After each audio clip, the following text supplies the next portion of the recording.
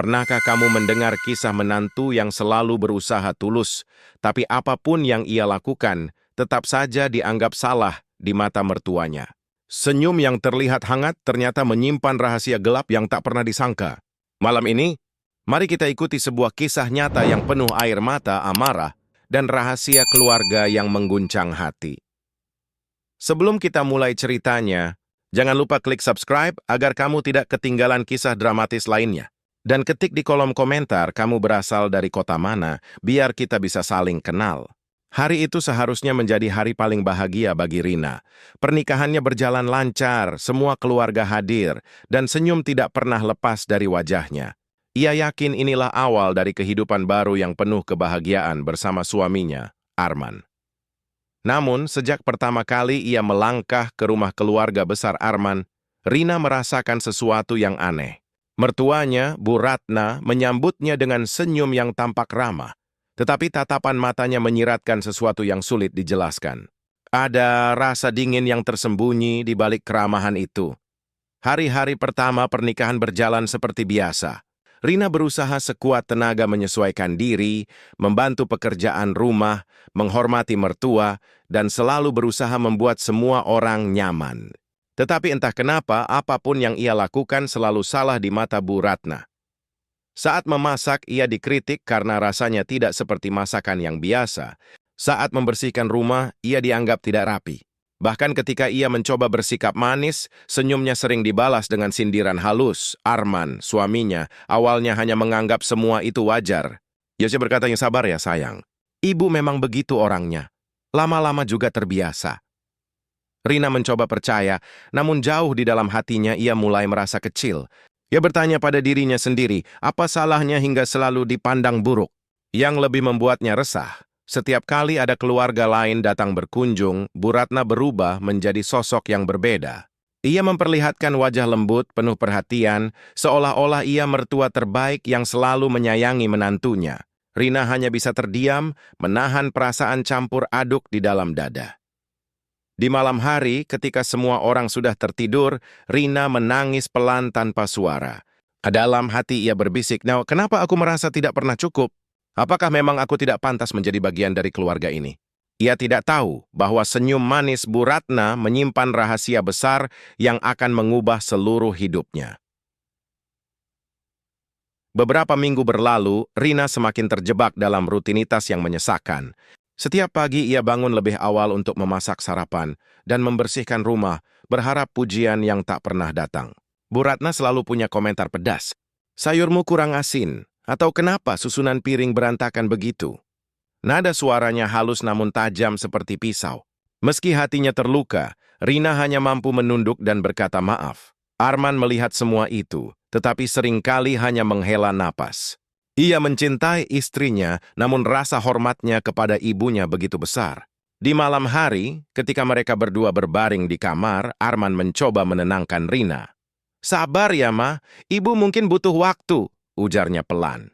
Rina tersenyum lemah sambil menahan air mata yang hampir tumpah. Ia hanya bisa berharap suatu hari nanti usahanya akan dihargai. Suatu sore, Bu Ratna mengundang tetangga dan kerabat untuk arisan di rumah. Rina membantu menyiapkan kudapan, mencuci gelas, dan menghidangkan makanan. Ketika acara berlangsung, Bu Ratna sibuk memuji menantu orang lain. "Lihat si Dewi itu pandai sekali memasak. Suaminya beruntung," ucapnya sambil melirik Rina dari ujung mata. Tawa kecil di sekitar meja membuat pipi Rina panas. Ia merasa dipermalukan, namun tak bisa berkata apa-apa. Setelah tamu pulang, Bu Ratna seolah lupa dengan kata-katanya sendiri. Ia berlagak manis sambil meminta Rina merapikan semua dengan cepat. Malam itu Rina duduk sendirian di dapur dengan segelas teh, memikirkan kenapa dirinya selalu dibandingkan dengan orang lain. Ia mulai bertanya-tanya, apakah benar ia tidak cukup baik? Keraguan itu perlahan merayap masuk ke dalam pikirannya. Di hari ulang tahun Bu Ratna, Rina menyiapkan kue dan memberikan hadiah kecil berupa selendang yang ia pilih dengan penuh cinta. Ia berharap bisa mencairkan suasana. "Ibu, selamat ulang tahun. Ini ada sedikit hadiah dari Rina," katanya dengan senyum. Bu Ratna menerima selendang itu lalu mengangguk, namun matanya menatap ke lain arah. "Terima kasih, tapi warna seperti ini membuat aku terlihat pucat," komentarnya singkat. Akhirnya Rina runtuh seketika. Rina masih mencoba berbicara dari hati ke hati. menanyakan apakah ada yang salah dari dirinya, namun setiap kata yang keluar selalu berbalas dengan jawaban dingin. "Kamu terlalu sensitif," kata Bu Ratna. Rina merasakan tembok besar di antara mereka yang sulit ditembus. Keinginannya untuk menciptakan hubungan harmonis semakin terasa sia-sia. Kabar miring mulai berhembus di lingkungan keluarga. Ada bisik-bisik bahwa Rina malas dan sering meninggalkan tanggung jawab rumah. Rina terkejut ketika sepupunya menegur. "Kata tante, kamu jarang bantu di rumah. Benarkah?" Rina membela diri, tetapi jelas orang-orang lebih percaya pada Bu Ratna. Ia sadar fitnah itu sengaja disebarkan untuk menjatuhkan dirinya.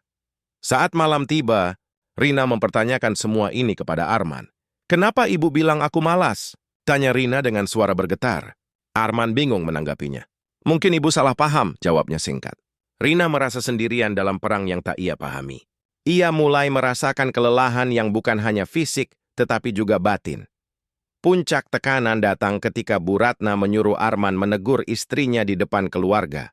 "Kamu harus keras pada istrimu, dia perlu diajari," katanya. Arman yang terbiasa menurut merasa terjebak. Dalam satu pertemuan keluarga, ia mencoba menasihati Rina mengenai hal-hal kecil dengan nada kaku. Rina terkejut melihat suaminya yang selalu lembut berubah seolah orang lain. Pandangan kecewa di mata Rina membuat Arman terdiam. Malam itu mereka bertengkar untuk pertama kalinya sejak menikah. Arman berkata ia tertekan antara ibu dan istri. Rina menangis, merasa tak ada seorang pun yang membelanya. "Aku ini istrimu bukan musuhmu," ucapnya lirih. Pertengkaran itu meninggalkan jarak di antara mereka yang tak pernah mereka rasakan sebelumnya. Hari demi hari, Rina semakin menyadari dua wajah Bu Ratna.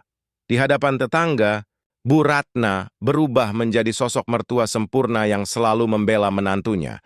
Ia tertawa lepas, memuji Rina, dan bercerita tentang keluarga kecil mereka yang harmonis. Tapi begitu pintu tertutup, ia kembali ke sikap aslinya, dingin, sinis, dan tak pernah puas. Rina merasa hidupnya seperti panggung sandiwara yang melelahkan. Suatu ketika, Rina duduk di teras, menatap hujan yang turun pelan. Ia melihat Bu Ratna sedang berbincang dengan ibu-ibu tetangga. Telinganya menangkap kata-kata manis yang terdengar asing baginya. Rina tersenyum pahit.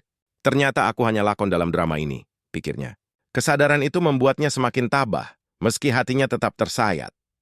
Pada suatu malam, Rina terbangun karena mendengar suara bisik-bisik dari ruang tamu. Dengan hati-hati, ia melangkah mendekat dan mendengar percakapan Bu Ratna dengan salah satu tetangga lama, Bu Siti. "Aku tidak pernah lupa bagaimana keluarganya mempermalukan kita dulu," kata Bu Ratna. Rina terkejut mendengar kata keluarganya. Ia menyadari bahwa mungkin ada sejarah kelam yang memicu sikap dingin itu. Rina kembali ke kamar dengan pikiran yang kacau. Ia teringat cerita samar yang pernah disampaikan ibunya tentang sebuah perselisihan lama, tetapi detailnya selalu samar. Rasa penasaran mendorongnya untuk mencari tahu kebenaran. Mungkinkah semua kebencian ini berasal dari masa lalu yang belum selesai? Pulang ke rumah orang tuanya, Rina memberanikan diri menanyakan kisah lama itu. Ibunya terdiam lama sebelum akhirnya bercerita. Dulu keluarga Arman pernah mengalami kesulitan keuangan.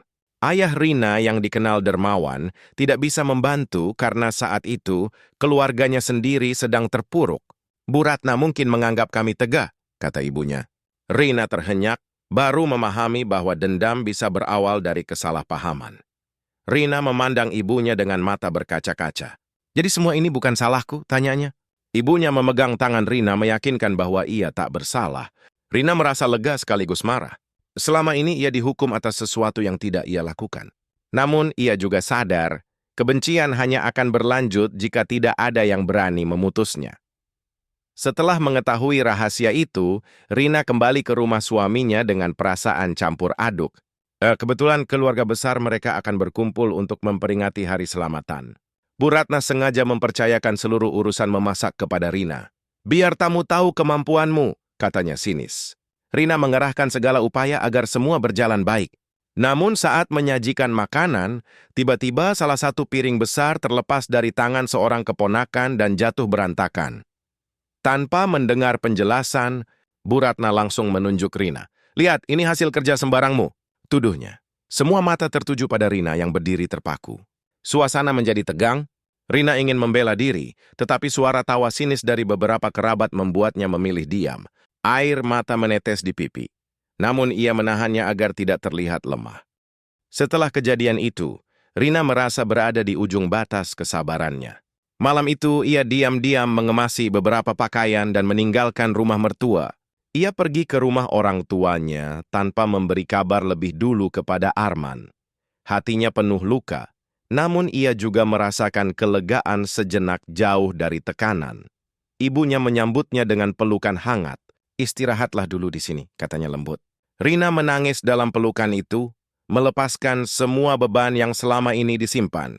Di rumah orang tuanya, ia menemukan ketenangan yang sudah lama hilang. Untuk pertama kalinya dalam beberapa bulan, ia bisa tidur tanpa takut dikritik setiap saat. Pagi hari, Arman bangun dan mendapati tempat tidur kosong. Ia panik, mencari Rina di setiap sudut rumah. Setelah tahu istrinya tidak ada, ia merasakan lubang kosong di hatinya. Tanpa berpikir panjang, ia segera menuju rumah mertuanya. Di sana, ia disambut tatapan ibu-ibunya. "Biarkan dia di sana dulu, mungkin dia butuh waktu," ucap Bu Ratna dingin.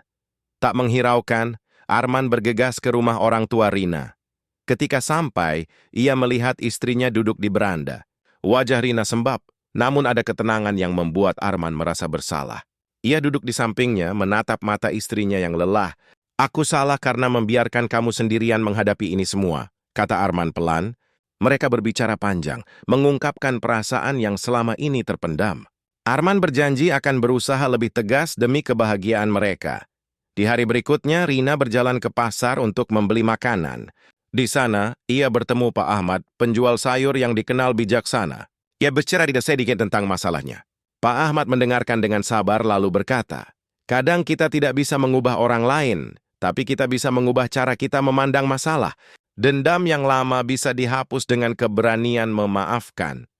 Kata-kata itu menancap di hati Rina.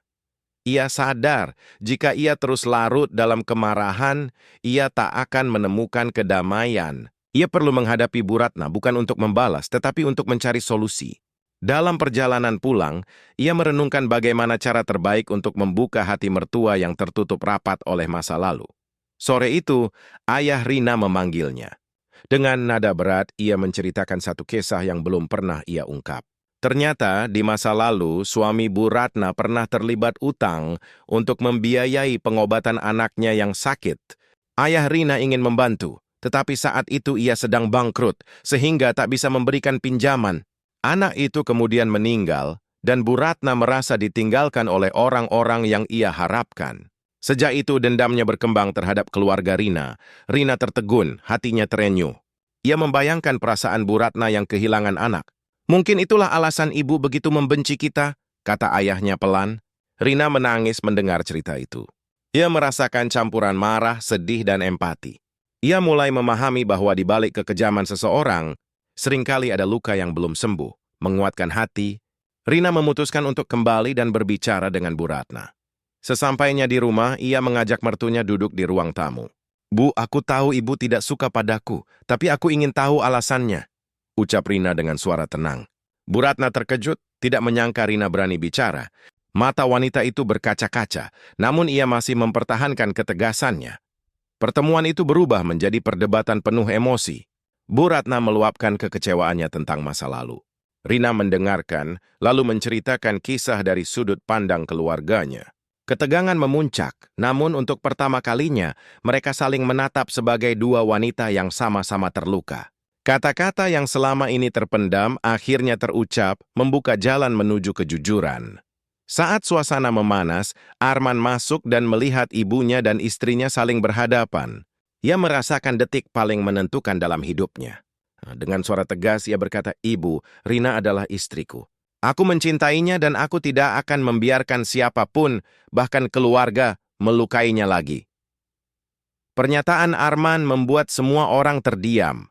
Bu Ratna menatap putranya yang selama ini selalu menurut, kini berdiri tegak melawan dirinya.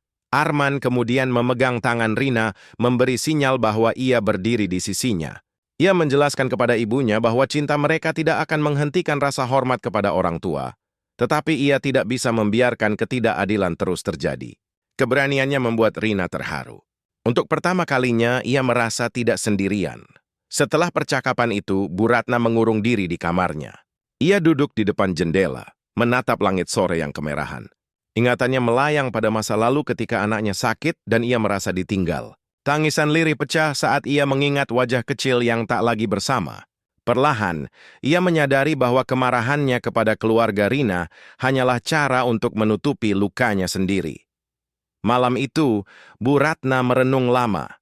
Ia teringat kata-kata Rina yang dengan tulus meminta penjelasan serta keberanian Arman membela istrinya. Hati kerasnya mulai melunak. Ia menyadari bahwa dendam tidak membuatnya bahagia, justru membuat rumah tangganya sendiri retak. Dalam keheningan malam, ia mulai mempertimbangkan untuk membuka pintu maaf. Esoknya, anggota keluarga dan tetangga yang tahu konflik mereka datang silih berganti. Ada yang mencoba menasihati Bu Ratna agar melembutkan hati, ada pula yang memperkeruh suasana dengan mengungkit-ungkit luka lama. Seorang bibi datang dan berkata, "Ratna, kamu tidak bisa terus hidup dalam bayang-bayang masa lalu. Anak-anakmu butuh bahagia." Kata-kata itu menampar kenyataan yang selama ini ia hindari. Di dapur, Rina mendengar percakapan itu sambil memotong sayur. Ia menderes karena gugup, tetapi juga berharap keajaiban. Tawa anak-anak kecil yang bermain di halaman mengingatkannya bahwa generasi baru tidak boleh mewarisi kebencian lama. Ia memutuskan untuk tetap sabar, menunggu momen yang tepat untuk menyatukan semua hati. Akhirnya, pada suatu sore yang tenang, Bu Ratna memanggil Rina ke kamarnya. Wajahnya tampak letih tetapi lembut. "Duduklah," katanya. Rina duduk dengan hati berdebar. Bu Ratna mengambil napas dalam-dalam dan mulai berbicara. Ia menceritakan kehilangan anaknya, rasa sakit yang tak pernah sembuh, dan bagaimana ia tanpa sadar mengarahkan kemarahan itu kepada Rina. Air matanya jatuh dan suaranya bergetar.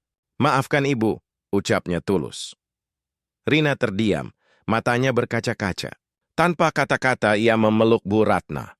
Dalam pelukan itu mereka merasakan beban yang lama terangkat. Nah, Rina berkata, "Aku pun minta maaf jika selama ini membuat ibu terluka. Mari kita mulai lagi." Kata-kata itu menyejukkan hati Bu Ratna. Untuk pertama kalinya mereka benar-benar berbicara sebagai keluarga.